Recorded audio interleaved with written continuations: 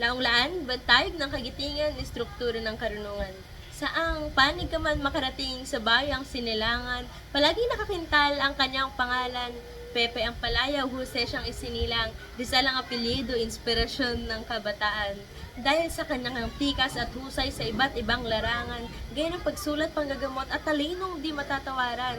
Ngalanay na mayagpag sa hilaga, timog, silangan at kanluran. Sa pagmamahal ng taga-Norte, bantayog niya'y pinag-inam. 2 taon makalipas ang kanyang pagkamatay, ang dait sa Camarines Norte walang alangan nag-alay ng isang ribultong matibay doon sa gilid ng Hustulukban. Bilang respeto sa bayaning ang dunong kasing taas ng pedestal. Kahit di nakatungtong sa balwarte ang bayani, mga mamayan doon nagpugay sa kanyang naging gawi. Bantayog ni Pepe ay tinayo simbolo na siya ang nagwagi. Puso ng mga tao roon kanyang naiuwi. Sa paglipas ng panahon ay may umusbong na pagdiriwang. Bantayog Festival ang doong naging katawagan. Selebrasyong nakaangkla sa legasiyang walang kamatayan, ang unang monumento ng pambansang bayani ay doon kasi isinilang.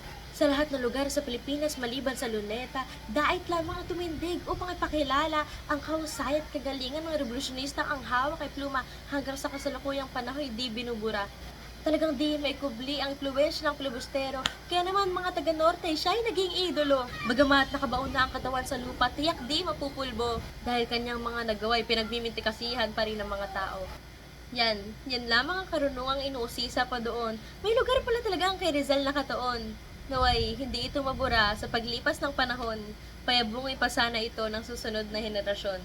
Laong-laan, bantayog ng kagitingan, istruktura ng karunungan. Ako po si Asia Edicelino Zamora ng ABM 11. Maraming salamat po.